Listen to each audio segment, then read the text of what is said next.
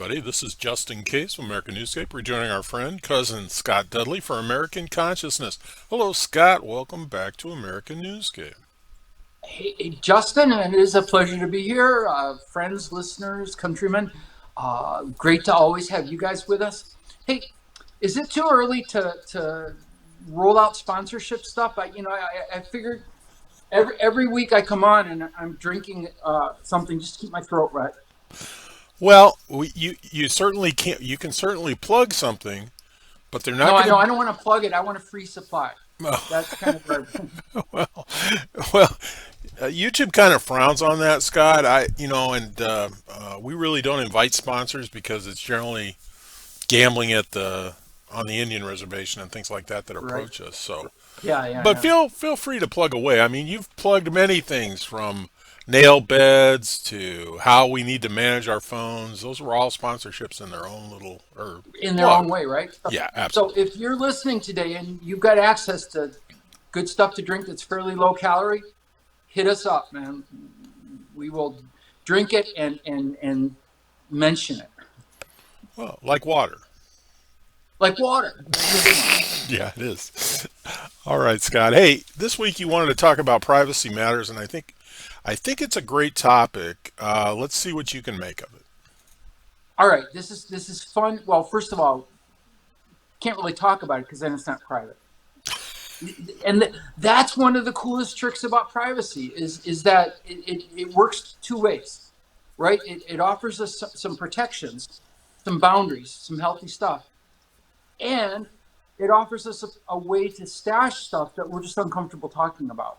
And so that's kind of some of the instant things that are going to pop up today. And really, again, I think our spot in the world is not to offer, like, here's how you should manage your relationship to privacy. No, it's here's what privacy is, and we may not be thinking about it, or we may be jumping to conclusions about it, which is probably worse than not thinking about it. But let's think about it and make our own decisions. And then they're informed decisions. We've critically thought our way through something, and that seems to me to be the best spot. So, with no further ado, the first thing I came across with privacy were layers. And the layers appear to be arranged by power. So the power of the person, the individual, juxtaposed with the power of whoever wants to control the amount of privacy. So let's start with the big bad one, government. We Big got a brother. Fourth Amendment, but privacy is as far as I can tell over my life, has eroded when we're talking about what the government's allowed to know about us and why that is important to us. What do you think? Well, I think you're right. They started calling the government Big Brother a long, long time ago, and that's why. Big Brother has kind of enhanced the information that they're gathering. There used to be Freedom of Information Acts, but it's very difficult for you to ask the government what they know about you. Yeah, they don't have well, and the so I had a couple of friends who worked for the NSA. I'm one of those people who I just love being around people way smarter than me. And as it turns out, a couple of because it lifts the tide lifts the boats. I get smarter around smarter people. Okay. But I had a couple of friends who were agents for the NSA. The NSA stands for No Such Agency. But it is a governmental agency that really essentially spies on citizens, Right. gathers information, gathers data about citizens, if you want to take the spy out of it. And they kind of gave me an overview of what's going on. And here's one of the things I really took away from it. The government knows whatever it wants to know about you because it's already mining the data. Yes. So it's got a vast gigabyte holder thing of data on everybody. And you can't interact with almost anything without giving the government data about how you're interacting with it. So every website you visit, everything you do with your cellular device, every place you pay a bill to, whatever, it's all government data. Here's the thing: the government doesn't care. The government, it has so much data that it's really going to save that data and use it in places where it's interesting to the government. I think my get up in the morning thing is I'm not very interesting to the government. You know, I'm paying my taxes on time. I'm following the rules. I'm, you know, eating all the food groups. The government really doesn't have a good reason to go after me. And even if they did, they would be boring. My data is boring data. Well, one What do you thing, what? well, How do you feel about your government, like knowing everything about you, Kurt or Justin? Excuse well, me. Kurt or Justin, Were they listening? yeah, I gave up on worrying about that a long time ago, because they're going to know what they want to know, and when they come, there's no stopping them from coming. Yeah, And, that indeed is true. and If they come. yeah, if they come, and I would hate to think that there's somebody being paid by the federal or state government to watch this video and take notes. No, no. Well, that's the cool thing now. They can route it into AI, right? Yeah, they can. AI could grab a complete transcript of this and then coordinate it with all the existing data that it knows about Justin or it knows about Scott, and then reach conclusions. Have the AI could reach conclusions saying, you know what, these guys have a little bit of free rope that they we need to tighten the leash, and that may or may not be interesting or true, and it certainly from our own perspectives. But that's kind of in the government's hands, right? I mean, as you say, you can't stop them once they get an attention on your information with interest, then they're going to No, roll. no, absolutely, and to think that when convenient, they will build cases out of nothing, and they will remind us who's in charge, which is With our fine. taxpayer money. With our taxpayer money. Well, that's I part mean, of the who's paying for all this stuff? that's part of the privilege of living here. That's part of the privilege of being able to vote and interact with our politicians on whatever capacity. But you're right. People don't realize if you ever stop and read the privacy policy that you agreed to on X or Facebook or YouTube,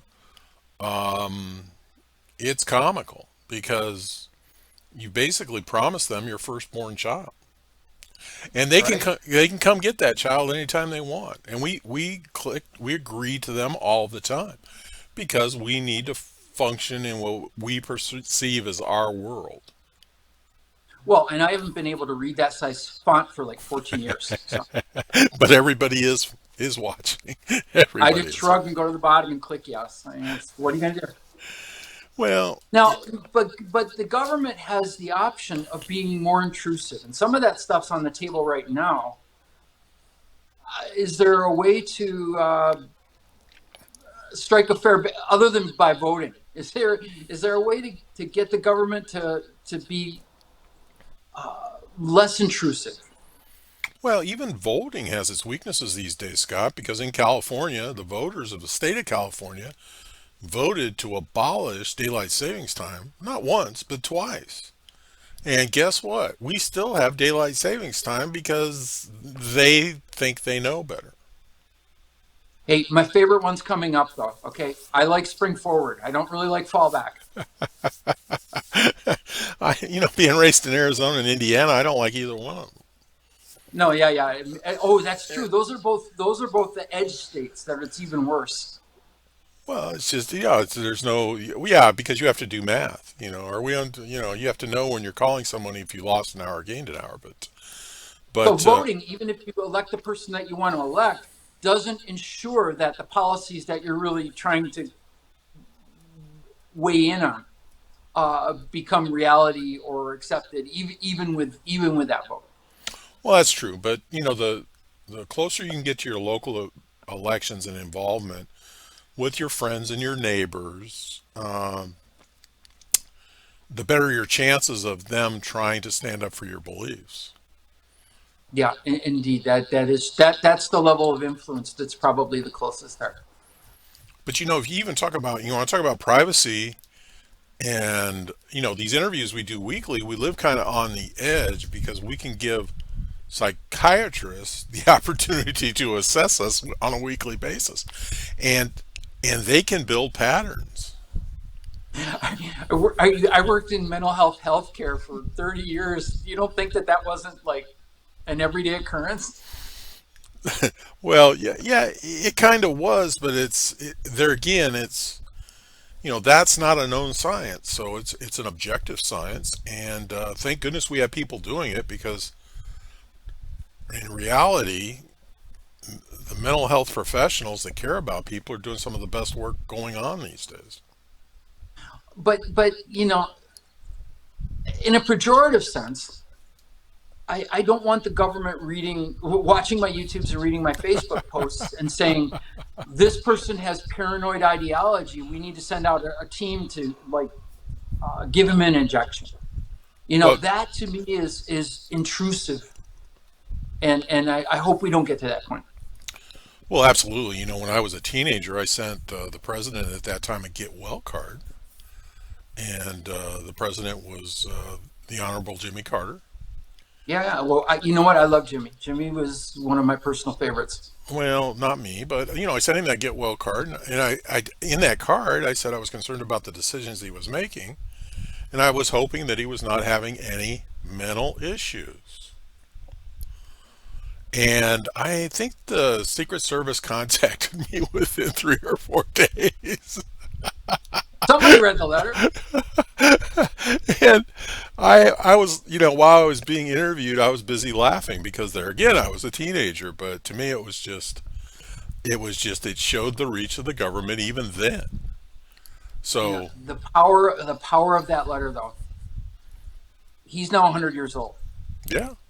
Your letter got this guy through his health Oh, crisis absolutely. It gave him and perspective. onto being a person who lives to be 100 years old, which is really kind of cool too.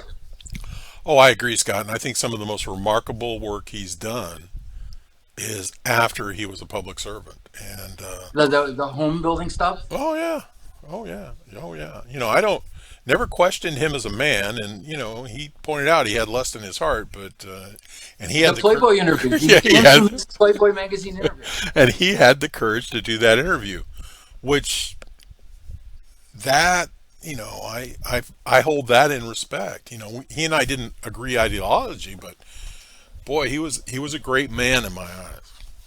And He that's was, that's an interesting thing because that was again before the days of data, and he was sharing a lot of very private information, like openly, and that all whether you agreed or disagreed with what he was sharing, all credit to him for deciding that the American people were going to be okay with insights into how the president felt when he walked past a pretty girl. well, yeah, but and I think he brought a lot of integrity to an office that was a very rare commodity. Washington tended to destroy integrity because Washington was busy doing what it was intending to do. Uh-oh, no fly list for me again, but Right there, you go. uh, uh, Jimmy Carter was and we talk about privacy. He didn't live by that oath. He lived openly, and that's pretty cool. Takes a lot of courage. No, it does. It does. All right, Just so governments and privacy, we've got this now. Tell me about corporations. I was having a conversation, dog park conversation, with a 76-year-old woman about her physical therapy. By the time I got home, my social media ads were all about physical therapy, devices and places to call and everything else. I didn't tell my social media that I really needed or wanted to share that information. It just grabbed it from the conversation. What about corporations and privacy?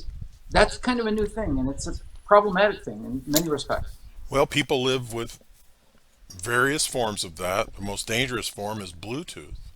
And a lot of people use Bluetooth devices to communicate with their phones and their TVs and their headsets.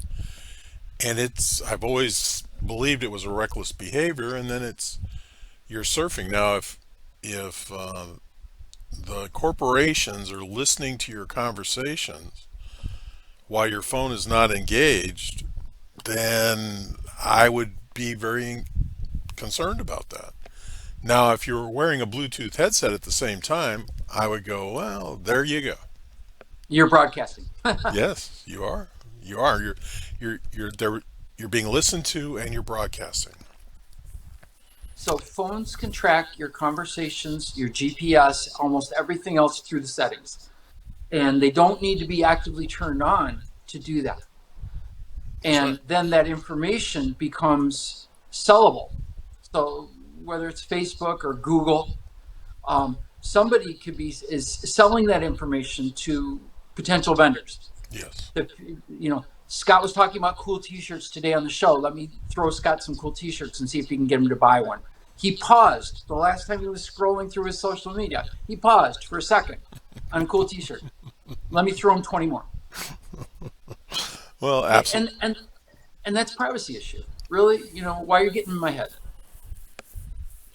Well, there again, I don't believe we have any right to privacy on social media. No, we just don't. We should not have an expectation that we have a right to privacy, no matter if you say only show to certain friends. I believe if you Yeah. send a certain friend a private message via social media, they're watching. Yes, that indeed would be true. The other thing is if you tag friends into things, then all their friends can see it too, and all of a sudden your attempts at marginalizing who can see your stuff just go out the window. Well, absolutely. When I post on social media, it's public. Period. And when I post, it's friends only. But to be honest, I don't really have much expectation that that's going to be limited to that. So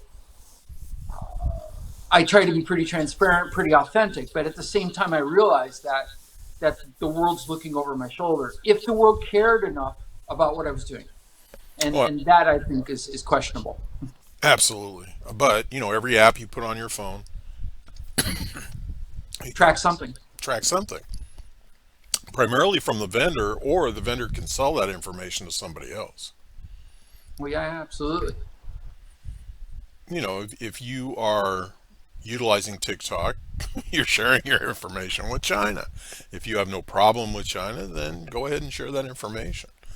But, we need some of this stuff to do business. I mean, we need some of this stuff to live our lives. And I want everybody to be able to enhance their security as much as possible, but I'm not confident they can. And that to me is the paradox, right? They've created all this cool stuff, which in some respects is really necessary for certain types of societal interactions nowadays. And you have to be willing to sacrifice maybe much more privacy than you're comfortable doing. Yeah, Well, it's that just, gets. back in the day of building lots of websites, and we still build them, we learned quickly that free plugins and free apps are very, very dangerous, including free softwares. And, now we only utilize from vendors we know are secure. And the core of those software, I can't even, what's the big one that we don't use it. What's the big one everybody builds their websites with? You have to be careful. Yeah, you just have to be careful if you're doing that. And don't consider that you're safe and what are you putting at risk, including your email. Do you let your Yeah, phone, that valuable advice. do you let your phone remember passwords? You Right. should, you Well, shouldn't. and the phone wants you to. The phone actually has a really cool app now that self generates impossible to remember passwords, and then it says, "It's cool, but I got your back, bro. Yeah, I'll right. remember this password for you." And also, I may have a market for that password down the And the road. some guy at an NSA desk somewhere is like, "Okay, I'm going to write this down." And you know, now everybody knows your password. Well, you do, and it's gotten to the point where protect your social security number with your life. Well, that's gone out the window. I mean, that's really gone out the window between Wells Fargo and AT&T and T and all the corporations that could not secure their data. And you actually worked for one of those entities, our county. Um, you can rest assured that all that data is in the dark web.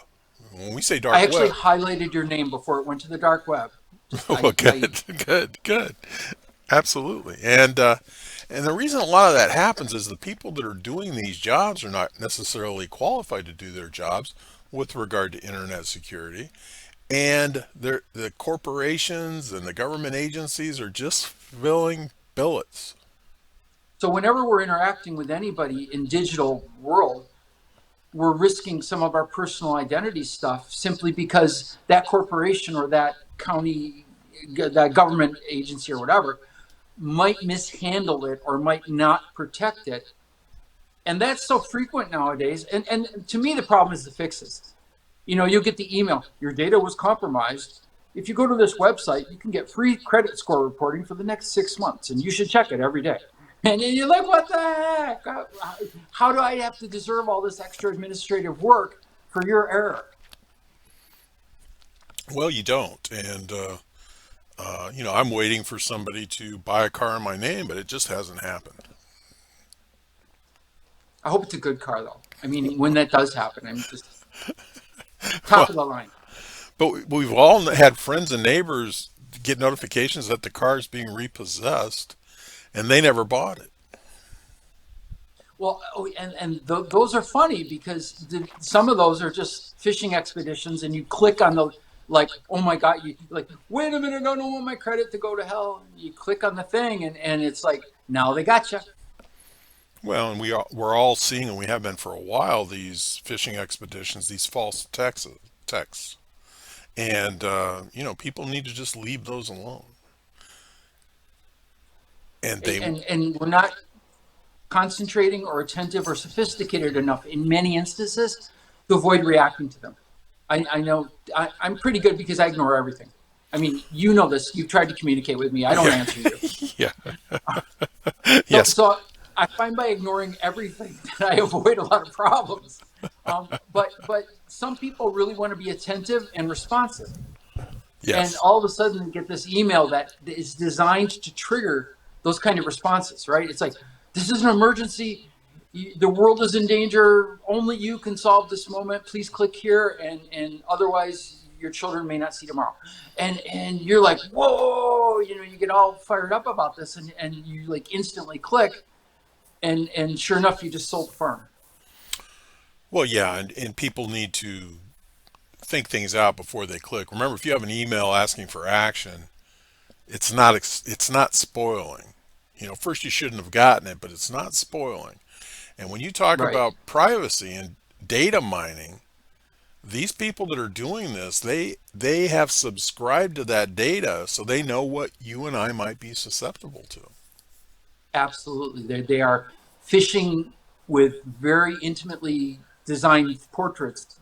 They're looking for you, Well, very individual. even some of the newer political advertising, if you send me $5, we can change the Supreme Court. If you send me $5, I mean that apparently that's the magic number, $5. But are we to believe, and it's been designed for us, but are we to believe that that $5 is going to make a difference? Well, and ultimately, are the logistic. If let's say the Supreme Court is your raison d'être, your reason for living, you know, Right. is there a logistical path to doing what you're going to do that is going to be able to dodge all of the bullets from everybody who doesn't want to do that? Yep. And I think that's a fair question. I mean, look at all the things that I've wanted in my.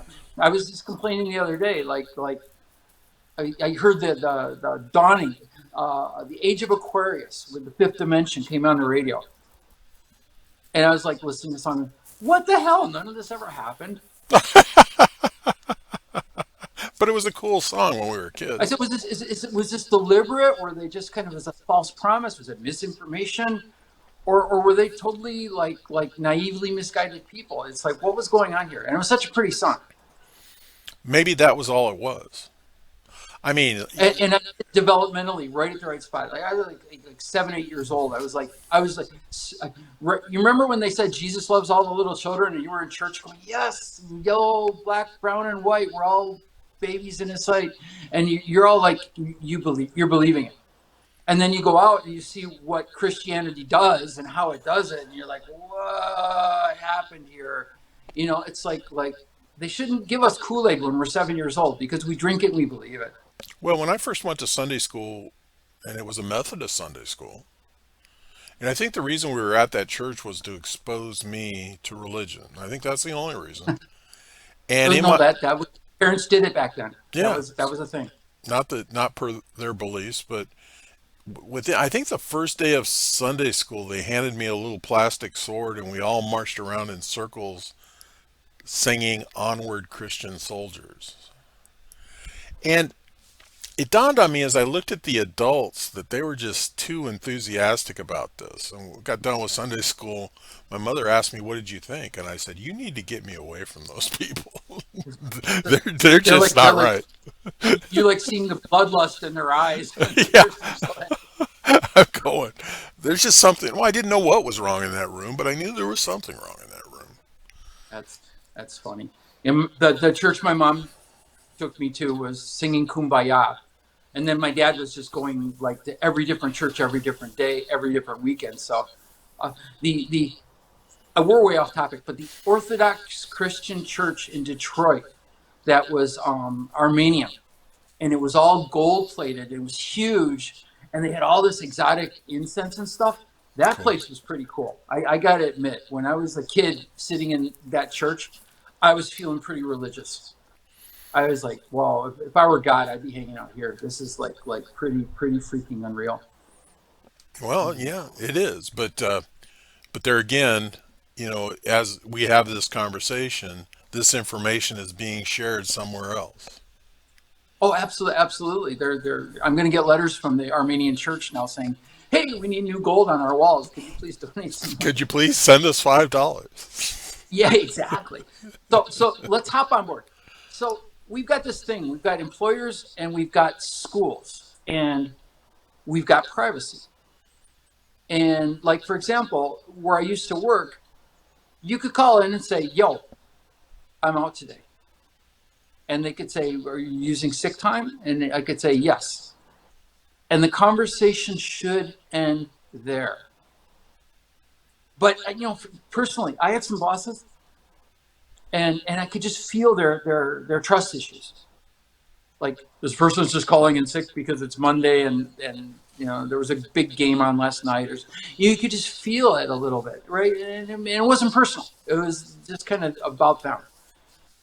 And so I always felt like, you know, my fourth cervical vertebrae was damaged lifting trash this weekend, and I am now critically in pain and on a heating pad and unable to move.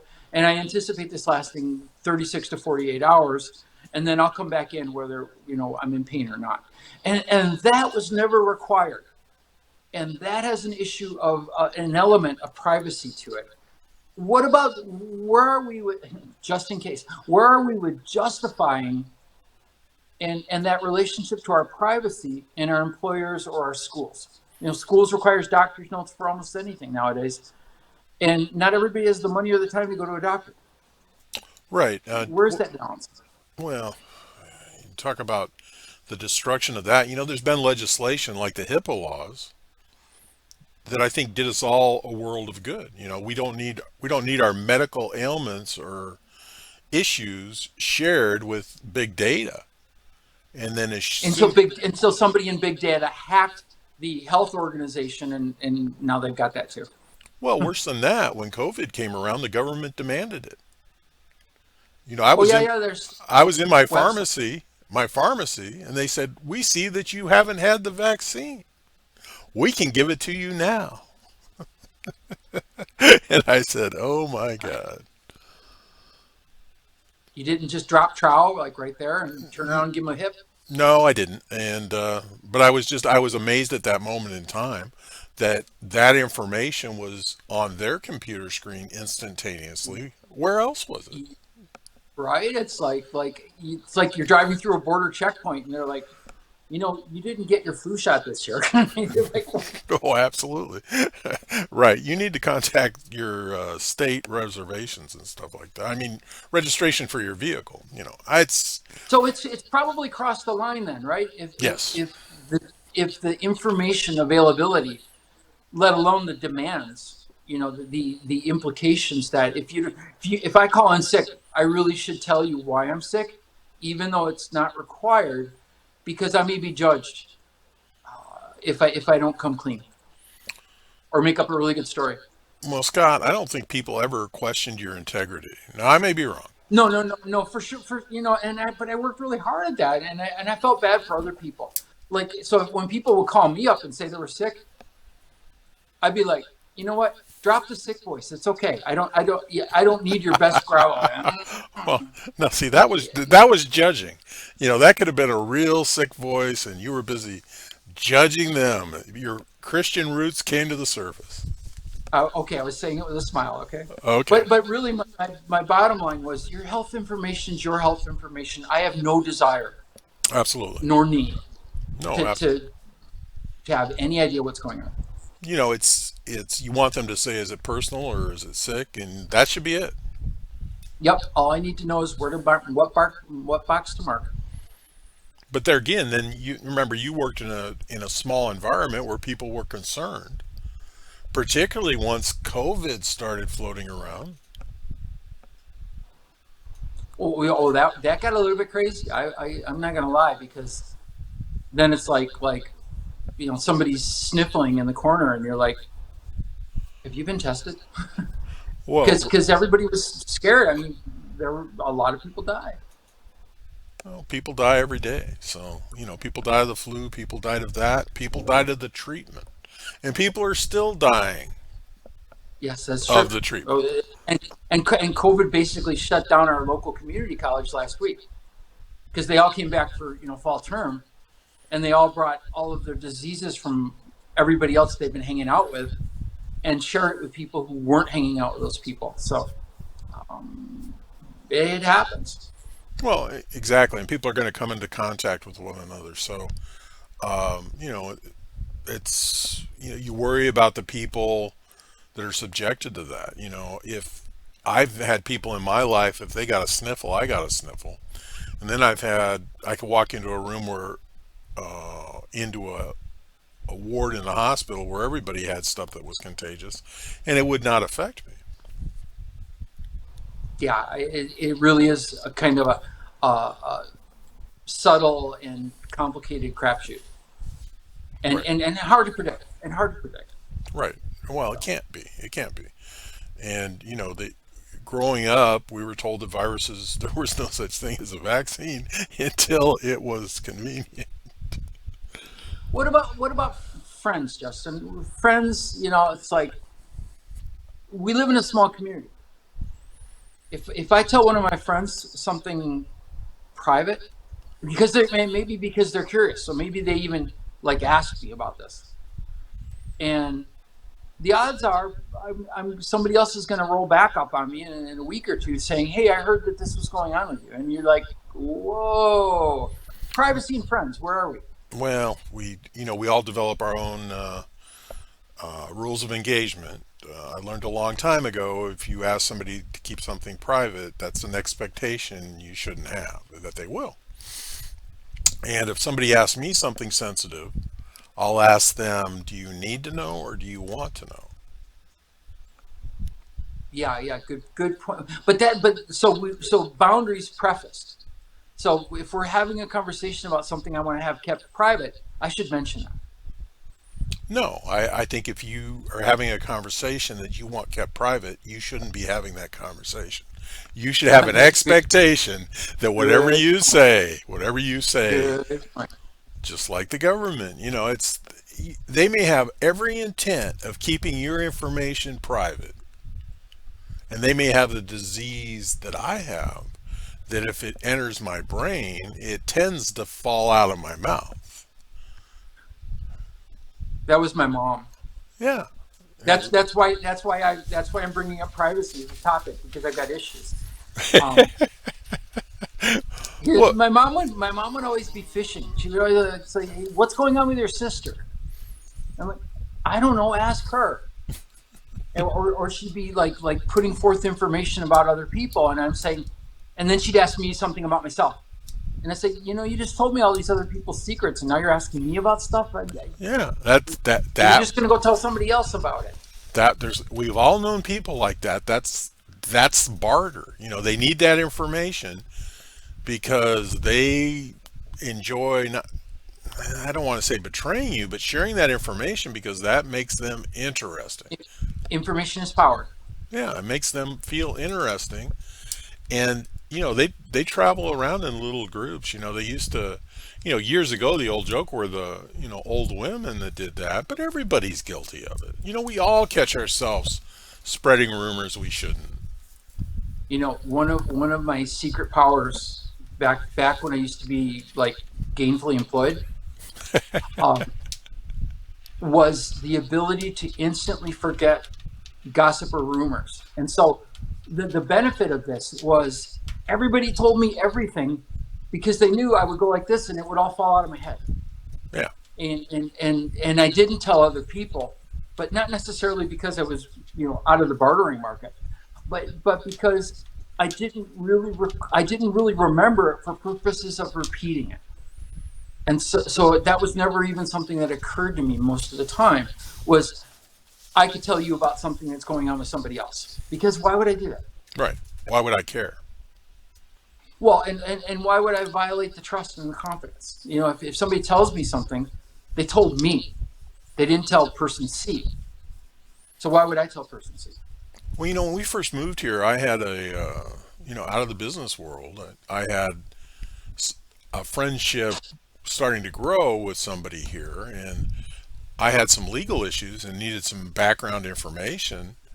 And I went to them and I said, "Hey, I need some background information on this." And he looked at me and said, "I don't feel comfortable giving you that information." And then I said, "I need that information. If you don't feel comfortable in giving it to me, then I have to reassess our friendship." And then they understood. So did I have a right to do that? Well, I don't know, but it was just something, it was learned behavior from the business world that I needed And some. you had a right to make the request anyway. And Oh, they could have said, like, absolutely. I can't tell you, but go talk to this person. Well, no, they If it said, had been a good murder mystery, that would have been the way that would have happened. well, or they could have said, we aren't friends. Yeah, yeah, absolutely. Where did you get that idea? And Like, sorry, with all due respect, I'd love to be friends, but I can't violate this because I learned it in confidence. Right? It's yeah, the old priest confessional thing. yeah, You know, absolutely. I'd love to save this life right now, but I've got a violation thing. I can't tell you. Right, right, right. HIPAA. I worked in healthcare. What about, so Justin? You and I, we both have partners. Yes. Indeed, they're soulmates. They're not each other's soulmates. They're our soulmates. Um, Our significant others. Privacy between significant others. I I don't live that way. I don't share everything, but I don't withhold, if that makes sense. But do partners deserve their own space on some things? Oh, Even absolutely. if we are like, I can be completely transparent about everything. I believe they do. If it's not negatively affecting me or jeopardizing the relationship, I don't need to know. But if that significant other has a need to risk the relationship, then I'm not going to stand in their way, if that makes sense. Well, and there's lots of layers to this. I mean, there's a really basic layer, like I forgot to put on deodorant this morning, but my wife's in the bathroom now with the door closed, and I'm not going to describe what she's doing there. But she would be more comfortable if I didn't barge in and get my deodorant. Well, but that reverts back to rules of engagement. That's your relationship with your wife, and Privacy issue, right? yeah, that could be both your issue, either of your issues, but that's where communication is so important. If you should not be in a relationship without having that understanding, but you should also not be in a relationship if you feel the need to hide information from the other. Right. And hiding information is more of a deliberate act, right? Yes. I mean, for example, my wife goes to afternoon walks to the park with the little dog, and I go to the dog park in the morning with both dogs. And both of us are known locationally. We know where our partner is. Yes. But neither one of us is going, well, who are you going to talk to? Yeah. Or who were you there with today? Or what did you guys say to each other? Those things fall under kind of a broad, gentle privacy agreement where it's like, do you really need to dive down the other person's business that deeply? Do you feel that insecure? Yeah, and every once in a while I'll be surprised what information is asked for, and I will share it. But I always wonder why that information was needed. Uh, Right. but yeah, if you're comfortable in a relationship, just come up with the right rules of engagement for each other. And And follow them. yes, do your best. And if you err, try and apologize. But that becomes so at some date point in the dating relationship, you probably want to sit down and actually put it on the table and sit down over a nice dinner or a glass of wine or something and say, okay, here's how I kind of see this. How do you see it? And can we live with each other's visions? Well, I think, maybe I was a unique animal, but in the dating arena, I always shared whatever information was needed. I never hid anything, and it was just an easier way to live. And lots of times I would say it was a lazier way to live. Yeah, I think I would count for lazy too because I was notorious for not sharing unless specifically asked. And that's actually a way to avoid, right? That's actually a way to hide information or to maintain personal privacy because there are a million questions that haven't been asked.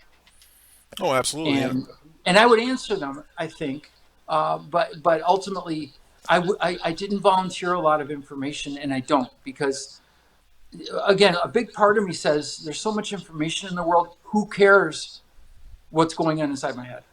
oh, absolutely. And who can, it's just like really don't have that big a need for external information because where am I going to put it? And I mean, pretty soon the hamster running around on the wheel is going to get overloaded. Well, and TMI, I mean, too much information could be problematic because now you know stuff that you wish you didn't, Well, I and now think you're gonna have to deal with that. Well, I think we're pretty good about it. It's after all these years, it's not uncommon for me to be asked if I think a specific actress is attractive, and then if I say yes, I do. But this is a common conversation. What do you like about her? And I'd say, I don't know. And that's an honest answer. Yeah, yeah, yeah. And that's the difference between men and women. Women will tend to tell you specifically why, and men, we just don't wait. We don't put that energy I into those like the thoughts. way she moves. Dun, dun. Oh, No, no, but I think it's tricky too because for me, a part of me is like, well, yeah, she's super attractive, but that doesn't really matter very much because it's not like I'm trying to date her. well, no, and I think we've gotten wise enough to understand that, and so have our significant others, and we might as well call them what they are, our better halves. I mean, I certainly believe that. Yeah, yeah, yeah. Way better. Yeah, way better, absolutely. We aspire to be half as better as they are. How's that for a term? Now, let's for you it's gonna be speculation. For me, there's some lived experience here. Privacy and children. I was not an open book parent because I did not. Again, back to my kind of bias on this. I did not feel like me being an open book was helpful or useful or practical. And because of, so I didn't go around volunteering information. Hey, you're 13 now. Let me tell you about what I did when I was 13. Let's come over here where mom can't hear me. You know, Yeah. I, I didn't have that sense of value. And so if my pulled up on me and asked me something, I would explain it as honestly and as best as I could. But I didn't go around trying to let them see how I justified my world based on my experiences. Well, I think I'm in that same place even without children. I've never felt the need to justify my existence or impose my beliefs on others. I Yeah, try. and that kind of keeps it there. And children can be really curious. But the other thing is children can download you in a weird way because you've got a lot of other stuff going on, especially when they're younger. They've got nothing but you going on, No, and that's so good. they can see the little tick in your vein. They can see when you start. Oh, I'm not mad, you know. Uh, and so they may at some point they probably have more insights into the parent than the parent has into themselves, to be fair. I and agree. and I wouldn't ask them their insights either, by the way. I mean, that's almost privacy for me too. It's like, yeah, you can know what you know, but I don't really need to know what you know. Well, that's a great analogy, Scott, and I think you're exactly right. I think that your children understand you better than you understand yourself. So that's a great perspective.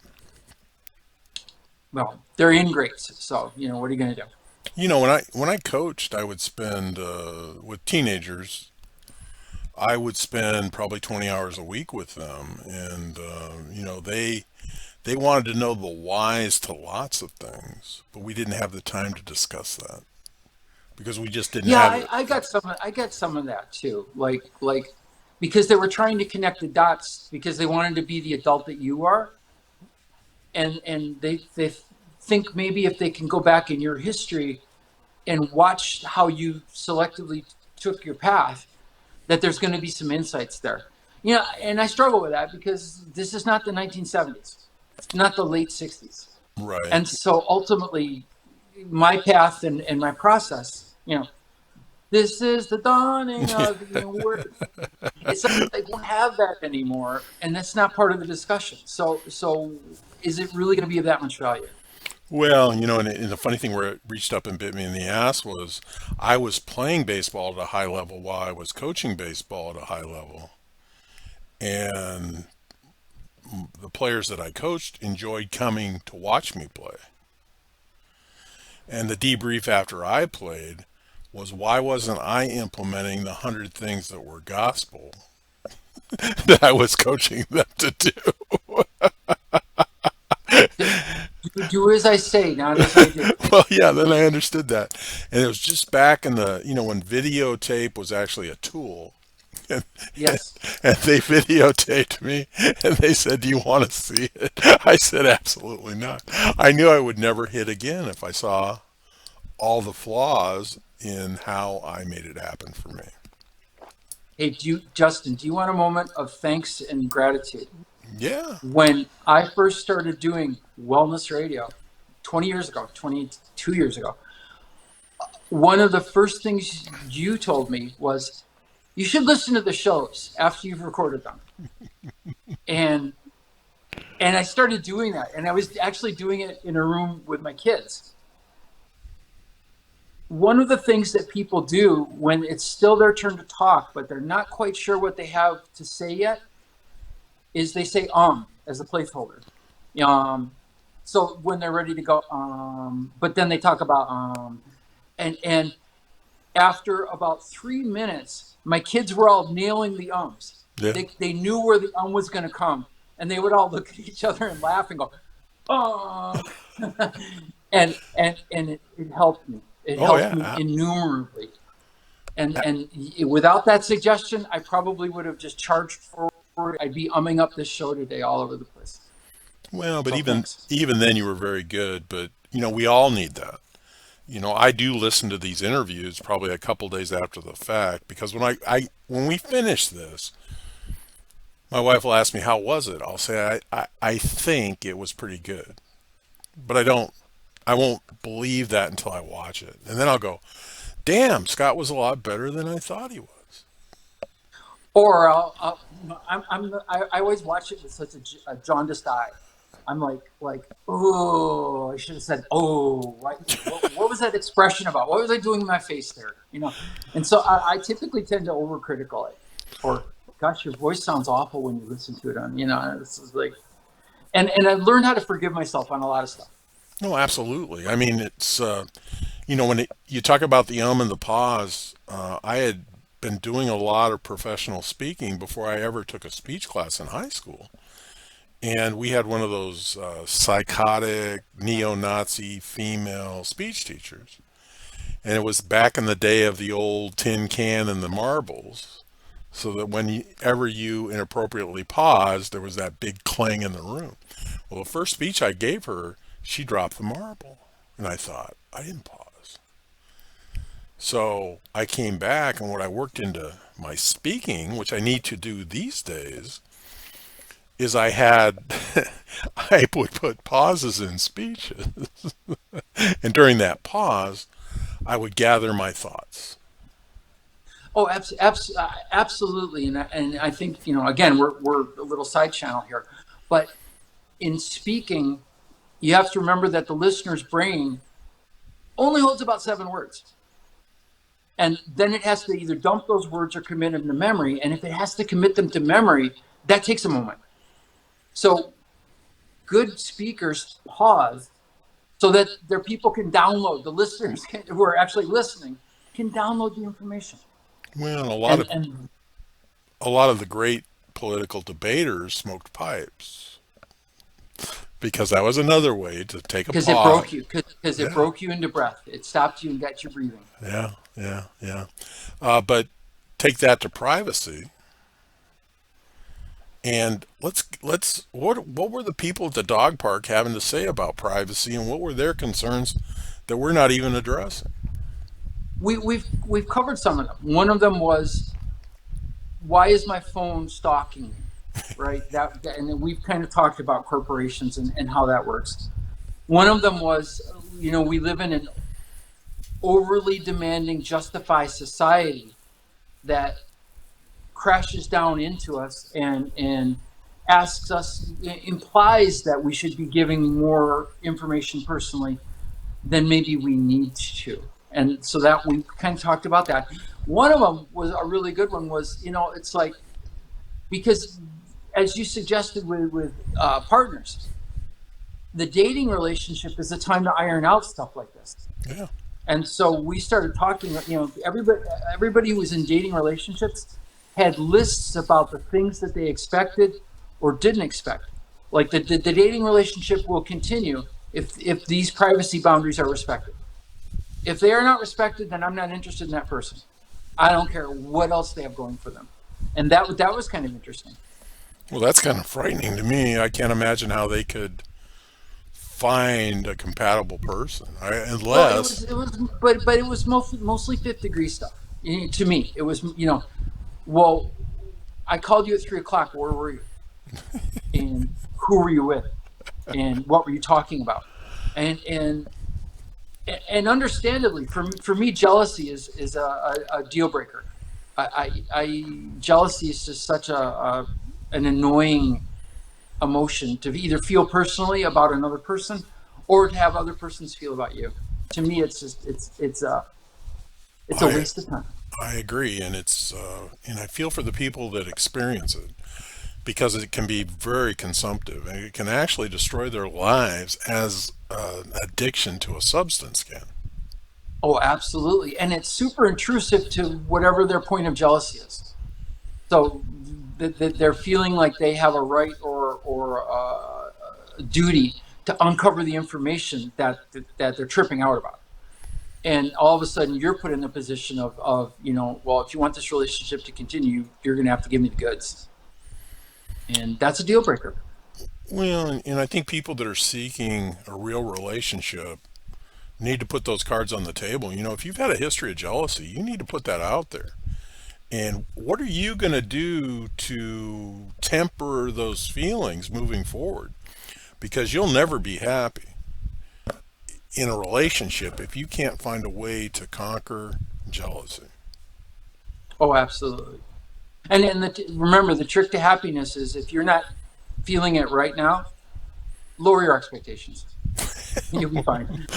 Well, kind of like the weather in Chicago. If you don't like it, stick around. It will change. Yeah, So, you will be, because the bar for happiness is really subjective, and yes. ultimately happiness can turn into one of those chasing the greyhound chasing the electric rabbit. If I just have a little bit more money, if I just look a little bit cuter, if I just have more friends, if I read these intellectual books and I can hang out with the smart kids, whatever that thing is that oh, if I can only get to this, I'll be happy. Those turn out to be pretty much empty promises to me. It's like Oh, just absolutely. just call it happiness, just call your okayness happiness, and you're already there. I learned a long time ago that the primary attribute in attractiveness is the ability to communicate. I like that one. And it just allows you to communicate with others, learn who they are, and if you get to the point where this is a deal breaker, as some of those dog people are, you just need to have an honest conversation and move aside before you get overly involved. Oh yeah, yeah, absolutely. I always remember the first time a woman leaned into me and said, "Smart is sexy." And I was like, "Ooh, I got this. I got this. No more push-ups for me." No, no, let's go find some smart people. Hey, I got a question, Justin. Yeah. Is there a self level of privacy? Do we maintain a level of privacy from ourselves? And there's no other like third parties out there. It's just am I always honest with myself, or are there things that I necessarily have to kind of minimize or hide or closet or do something in my life? I think I am primarily honest with myself. I may catch myself from time to time wondering why I'm doing something or why I'm thinking something, and generally at that moment of catching that, I may stop doing that or I may stop having those thoughts. But I think that's more self curiosity than anything else. And we're complicated, and we're not only complicated, but we evolve every day. Whether we got enough sleep, whether we're having a substance abuse problem, pain, all kinds of things affect us in our behaviors. Oh, absolutely. And just in terms of plot spoilers, there's a video on selective attention where you're counting something. You're counting the ball tosses between a group of people, and it's complicated because there's like four balls, so you're like having to deal with that. And something really dramatic happens in the video. And the funny thing is like 95% of the people don't notice it happening. And it's like when you know what it is, I'm not going to plot spoil it. You'll have to look this up. But when you know what it is, you're like, whoa, how did I not see that? I think that commonly, for me, there are elements of myself that I am blind to, that I have no conscious recognition of. And some of that is convenience. Some of that is I want to like believe myself to be better or good or smarter or whatever than I am. And that's where I really value good friends. And that's where I value lowering my privacy so that if I'm myself in front of these good friends, the good friend will turn to me and they'll turn their head like a puppy or they'll raise their eyebrow and you'd be like, oh wait, I'm totally that way, aren't I? Well, Yeah. And I benefit from that because that feedback, that if you can be open to that corrective informational feedback from people who care enough about you to give it to you.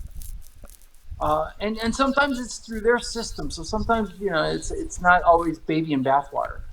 But in general, people who care about you and they're willing to share their expert analysis of whatever kind of crap you're trying to push, uh, they're really helpful people, and they can help me see where I have closeted off stuff about myself, about my behavior, whatever, about my takes on things that aren't consistent with who I am or what I'm saying now. And it turns out it's a privacy issue. It's my self privacy that needed to be like a little bit less thorough, less shelves on my closet. Well, I I understand that, but I do think as I've always said many times, you and I are both acquired taste, but I think your circle around you accepts you for who you are, which in its own way is remarkable. Not necessarily understood by all, but certainly remarkable. Uh, you know, I tend to keep those circles small because I don't want to waste time, so to speak. I don't feel the need to educate my friends. I don't feel the need to explain myself to my friends. So I'd rather keep that circle a comfortable circle. Yeah, I agree, and I maybe for a whole different reason.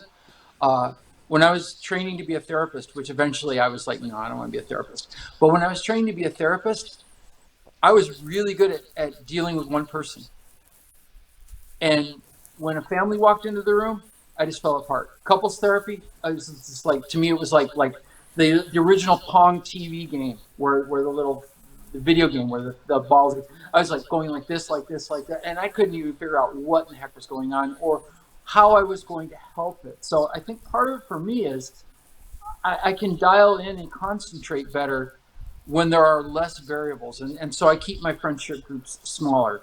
But I also really appreciate people who are willing to coach me up and help me to see through some of my own self-created tricks that limit my greater understanding of myself. I agree with that, Scott. And when you care about somebody, you tend to share your thoughts, and if you can help them, uh, I think we owe an obligation to our true friends to do that. But I warn everybody, be careful. It's there can be some false prophets out there. They may be suggesting that you need to have this behavior Yeah, because for their own benefit. yeah. So my favorites are the people who say check yourself rather than tell you what to do.